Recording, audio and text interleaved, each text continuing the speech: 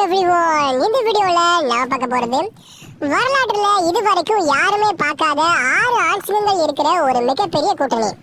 இதுவரைக்கும் எந்த பிரைடும் கைப்பற்றாத ஒரு மிகப்பெரிய நிலப்பரப்பை கைப்பற்றி 100க்கும் அதிகமான சிங்கங்களை கொடூரமா கொண்டு ஒரு கொடுங்கோல் ஆட்சியை நடத்துச்சு. இதுங்களோட ஹிஸ்டரி எங்க ஸ்டார்ட் ஆகுது அப்படிங்கறதையும், எந்த அளவுக்கு கஷ்டப்பட்டு இதுங்க தங்களோட முதல் பிரைடை கைப்பற்றிச்சு, ஒரு டைம்ல எந்த அளவுக்கு இதுங்க அசைக்க முடியாத சக்தியா இருந்தது அப்படின்ட்டு மேபகோஸ் லைன்ஸோட எழுச்சியை தான் இந்த பாட்டுல விடையலாம். வாங்க வீடியோக்குள்ள போகலாம். தென்னாப்பிரிக்காவோட வடகிழக்குல அமைஞ்சிருக்கிற க்ரூகர் நேஷனல் பார்க்குக்கு மேற்கு பக்கத்துல இருக்கிறது தான் இந்த சாபிசான் கேம் ரிசர்வ். இந்த சாபிசானோட மைய ஸ்பாட்டா அப்படிங்கிற ஒரு சிங்க கூட்டம் வாழ்ந்துட்டு இருந்தது. இந்த பிரைடுக்கு 2 தலைமை ஆண் சிங்கங்கள் இருந்தது. அது மட்டும் இல்லாம இந்த தலைமை ஆண் சிங்கங்கள் இன்னொரு பிரைடையும் கண்ட்ரோல் பண்ணி வச்சிருந்தது. 2002 வருஷம் ஸ்பாட்டா பிரைட்ல 10 குட்டிகள் வளர்ந்து இருந்தது. இதுலதான் ஃபியூச்சர்ல சாபிசாண்டியை ஆள போற அந்த 5 குட்டிகளும் இருந்தது. ஸ்கார், பிரிட்டி பாய், ரஸ்டா, அப்புறம் முக்கியமா கிங்கி டெயில் அண்ட் மிஸ்டர் டி. இந்த 5 ஆண் குட்டிகளும் தான் மேபகோஸ் அப்படின்னு அழைக்கப்பட்டது. இந்த 5ல சிலது ஆர்வமாகவும், சிலது பயந்த சுபாவத்தோடையும், சிலது துணிச்சலாகவும் இருந்தது. ஆனா 2 குட்டிங்க எப்பவுமே தனியா தெரிஞ்சது. அது மற்றதை விட தைரியமாகவும் ஆக்ரோஷமாகவும் இருந்தது. ஒன்னு கிங்கி டெயில், இன்னொன்னு மிஸ்டர் டி. மேபகோஸ் கூட்டணிக்கு தலைவராகிற எல்லா அறிகுறியும் சின்ன வயசுல இவங்க கிட்ட தெரிஞ்சது.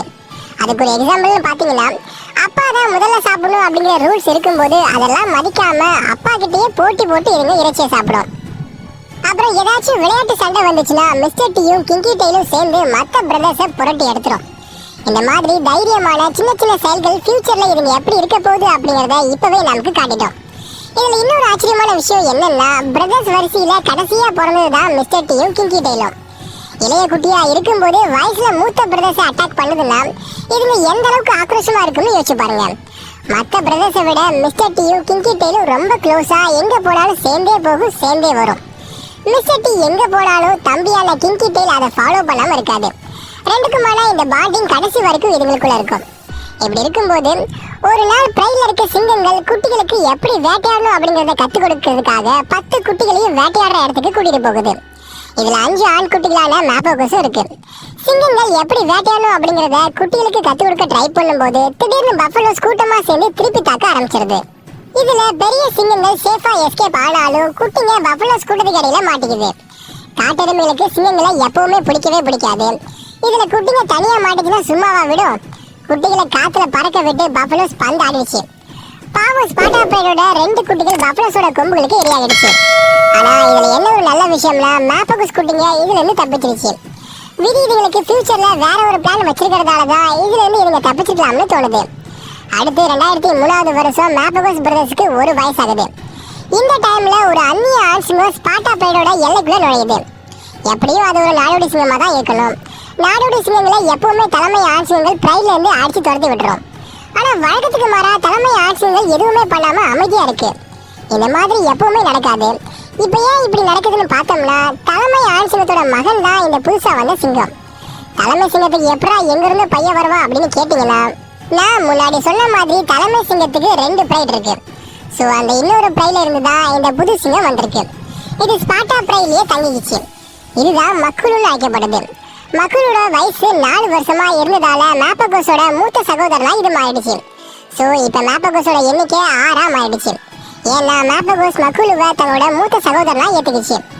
அடுத்து எல்லா பிரைட்லயும் நடக்கிற ஒரு காமனான விஷயம் ஸ்பாட்டா பிரைட்லயும் நடக்குது. என்னன்னா, 2004 வருஷம் இனப்பெருக்க வயசுல இருக்க, அதாவது கிட்டத்தட்ட 3 வயசுல இருக்க மக்குலு உட்பட 6 மேபகோஸ் லைன்ஸையும் 2 அப்பாக்களும் சேர்ந்து சண்டை போட்டு பிரைட்ல இருந்து வெளியேற்றுறாங்க. ஸ்பாட்டா பிரைட்ல இருந்து வெளியே வந்த மேபகோஸ் தங்களோட நாடோடி வாழ்க்கையை ஸ்டார்ட் பண்ணுது. பிரைட்ல செல்லமா வளர்க்கப்பட்டதால வேட்டையாட தெரியாம உணவுக்காக ரொம்பவுமே இதுங்க கஷ்டப்பட்டுச்சுங்க. நிரந்தர இடம் இல்லாதால பல கிலோமீட்டர் தூரம் அலைஞ்சு திரிய வேண்டிய நிலைக்கு இதுங்க தள்ளப்பட்டுச்சு. பெருசா இதுங்களுக்கு தன்னம்பிக்கையும் இல்லாதால சின்னஞ்சிறுசெல்லாம் இதுங்களை சிண்டி பார்க்கும். உடம்புல வலிமையும் இல்லாதால தலைமை ஆசிரியர்கள் கூட சண்டை போடவும் முடியாது. சோ அதுங்களை பார்த்தா தெரிச்சு ஓடுறதா ஒரே வழி. இதுங்க கிட்ட அப்ப இருந்த ஒரே நம்பிக்கை இதுங்களோட எண்ணிக்கை மட்டும்தான். 6 சிங்கங்களா இருந்ததால சில ப்ராப்ளம்ஸை ஈஸியா ஃபேஸ் பண்ண முடிஞ்சது. ஸ்டார்டிங்ல பெருசா வேட்டையாட தெரியலனாலும் போக போக தங்களோட தப்பை திருத்திக்கிட்டு ஒன்னா சேர்ந்து வேட்டையாட ஆரம்பிச்சது. ஹண்டிங் ஸ்கில்ஸ் ரொம்ப ஷார்ப்பாகிட்டே போனது. ஜிராஃப், பஃபலோ, ஹிப்போபோட்டமஸ், ரைனோஸ் அப்படின்னு பெரிய விலங்குகளையும் ஈஸியா வேட்டையாடிச்சு. மற்றதுங்களை விட மிஸ்டர் டியும் கிங்கி டெயிலும் தான் ரொம்ப ஆக்ரோஷமா பஃபலோவை அட்டாக் பண்ணோம். மக்குலு எப்பவுமே வேட்டையை வழிநடத்துற வேலையை பார்த்துச்சு. ரஸ்தா, ஸ்கார், பெட்டி பாய் வேட்டையோட அடிப்படை வேலைகளை பார்த்துச்சு. இப்படி ஒன்னா சேர்ந்து அற்புதமா வேட்டையாட கத்துக்கிச்சிங்க. காலங்கள் போக போக பிடகு முடி வளர ஆரம்பிச்சது. தன்னம்பிக்கை அதிகமாச்சு. உடம்புல வலிமையும் வந்துச்சு. ஒரு ஸ்ட்ராங்கான அசைக்க முடியாத மேப்பகோஸ் கூட்டணி உருவாகி இருந்தது. அதுவும் எப்படின்னா ஹிஸ்டரியில யாருமே பார்க்காத 6 ஆண் சிங்கங்கள் இருக்கிற ஒரு மிகப்பெரிய கூட்டணி உருவாச்சு. மக்குலு மற்ற பிரதேசத்தை விட மூத்ததா இருந்ததால அதுக்கு சீக்கிரமே கருப்பு பிடகு முடி வந்துருச்சு. ஸோ மேப்பகோஸ் கூட்டணிக்கு அதுதான் பாஸா இருந்தது. மற்ற சிங்கங்களை அது இடத்துல அது வச்சிருந்தது. ஆனா மிஸ்டர் டிக்கு தலைமை பதவி மேல எப்பவுமே ஒரு கண் இருந்துகிட்டே இருந்தது. ஆனா அதுக்காக அவசரப்படாம பொறுமையா இருந்தது. இப்படி நாடோடியா சுத்தி திரிஞ்ச மேப்பகோஸ் மக்குலு தலைமையில ஒரு அசைக்க முடியாத கூட்டணியா உருவாச்சு. நெக்ஸ்ட் இதுங்க தங்களுக்குன்னு ஒரு எல்லையை பிடிக்க புறப்பட்டுச்சுங்க. 2006 வருஷம் இதுங்களுக்கு முதல் பலிக்கடாவானது ஒட்டாவா அப்படிங்கிற பிரைடு. ஜாபிசாண்டோட வடக்கு பகுதியில 4 ஆண் சிங்கங்களால இந்த ஒட்டாவா பிரைடு ஆளப்பட்டு இருந்தது.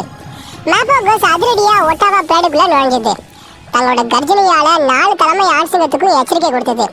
யூரின் மூலமா எல்லையை மார்க் பண்ணி இது எங்களுக்கு சொந்தம்னு தெரிவிச்சது. அடுத்து ஒரு பயங்கரமான சண்டை நடந்தது. 6 மேப்பகோஸும் 4 தலைமை ஆண் சிங்கங்களை தெரிக்க விட்டுருச்சு. 4ல 1 அங்கேயே கொல்லப்பட்டுருச்சு. மற்ற 3 தப்பிச்சா போதும்னு ஓடிடுச்சு. ஃபைனலா மேப்பகோஸ் தங்களோட முதல் எல்லையை கைப்பற்றிருச்சு. ஆனா இதுல ஒரு மோசமான விஷயம் என்னன்னா ஒட்டாவா பிரைட்ல 3 பெண் சிங்கங்களும் முக்கியமா 11 குட்டிகளும் இருந்தது. ஆண் சிங்கங்கள் எப்பவுமே ஒரு பிரைடை கைப்பற்றும் போது அதுல இருக்க குட்டிகளை கொள்ளிடும். ஏன் அப்படின்னா மற்ற சிங்கங்களோட குட்டிகளை அதுக்கு சுத்தமா பிடிக்கவே பிடிக்காது. தான் குட்டிகளை மட்டும்தான் அதுக்கு வளர்க்க பிடிக்கும். இந்த காரணத்தால தான் மேப்பகோஸ் ஒட்டாவா பிரைடை கைப்பற்ற உடனேயே அதுல இருந்த 11 குட்டிகளையும் கொல்ல ட்ரை பண்ணிச்சு. ஆனா பெண் சிங்கங்கள் கொல்ல விடாம தடுத்து சண்டை போட்டது. இருந்தாலும் மேப்பகோஸ் ரொம்ப வலிமையா இருந்ததால 11 குட்டிகளையும் தேடி தேடி ஒவ்வொன்றா கொன்னது. கொன்னது மட்டும் இல்லாம அதை சாப்பிடவும் செஞ்சது. மிஸ்டர் டி தான் குட்டிகளை கொல்றதுல ரொம்ப தீவிரமா இருந்தது. ஒட்டாவா பிரைடோட எல்லா குட்டிகளும் கொல்லப்பட்டது. குட்டிகள் மட்டும் இல்லாம ஒரு பெண் சிங்கத்தையும் மேப்பகோஸ் கொன்னிடுச்சு. முக்கியமா மிஸ்டர் டி தான் பெண் சிங்கத்தை கடிச்சு கொதறி மூச்சு திணற வச்சு கொண்டது. இது எல்லாருக்குமே ஆச்சரியமா இருந்தது. எப்பவுமே ஒரு ஆண் சிங்கம் பிரைடை கைப்பற்றுச்சுன்னா அதுல இருக்க குட்டிகளை மட்டும்தான் கொல்லும். ஆனா மேப்பகோஸ் வழக்கத்துக்கு மாறா ரொம்ப கொடூரமா ஒரு பெண் சிங்கத்தை கொண்டிருக்குங்க. இதுக்கான காரணம் என்னவா இருக்கலாம்னா அந்த பெண் சிங்கம் முன்னாடி இருந்த ஆண் சிங்கங்களால பிரெக்னன்ட் ஆக்கப்பட்டிருக்கலாம். ஸோ அதனாலதான் மேப்பகோஸ் அந்த பெண் சிங்கத்தை கொன்னதா கெஸ் பண்ணப்படுது. இப்படி தன்னோட முதல் முயற்சியிலேயே ஒட்டாவா பிரைடை கைப்பற்றி ஒரு ஆண் சிங்கத்தையும் ஒரு பெண் சிங்கத்தையும் 11 குட்டிகளையும் கொண்டு இறக்கமே இல்லாம ஒரு கொடூரமான கொடுங்கோல் ஆட்சியை மேப்பகோஸ் தொடங்கி வச்சது. அடுத்த ஒரு வருஷத்துல மேப்பகோஸ் கூட்டணி அசுர வளர்ச்சி அடைஞ்சது. ஆட்சிக்கு தடையா இருந்த எல்லா ஆண் சிங்கங்களும் கொல்லப்பட்டது. ஒவ்வொரு பிரைடா கைப்பற்றப்பட்டது. எந்த கூட்டணியும் மேப்பகோஸ் கூட்டணிக்கு முன்னாடி நிக்கவே முடியல. அடுத்த ஒரு வருஷத்துல மட்டும் ஆண் சிங்கங்கள், பெண் சிங்கங்கள், குட்டிகள் அப்படின்னு 100க்கும் அதிகமான சிங்கங்கள் மேப்பகோஸால கொல்லப்பட்டது. இந்த அளவுக்கான கொலைகளை இதுக்கு முன்னாடி எந்த கூட்டணியும் செஞ்சதே கிடையாது.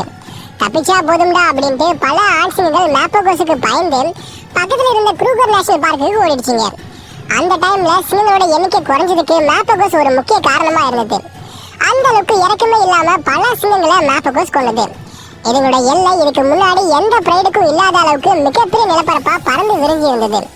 சாபிசானோட பெரும் பகுதியை இவங்க தங்களோட கண்ட்ரோல்ல வச்சிருந்தது.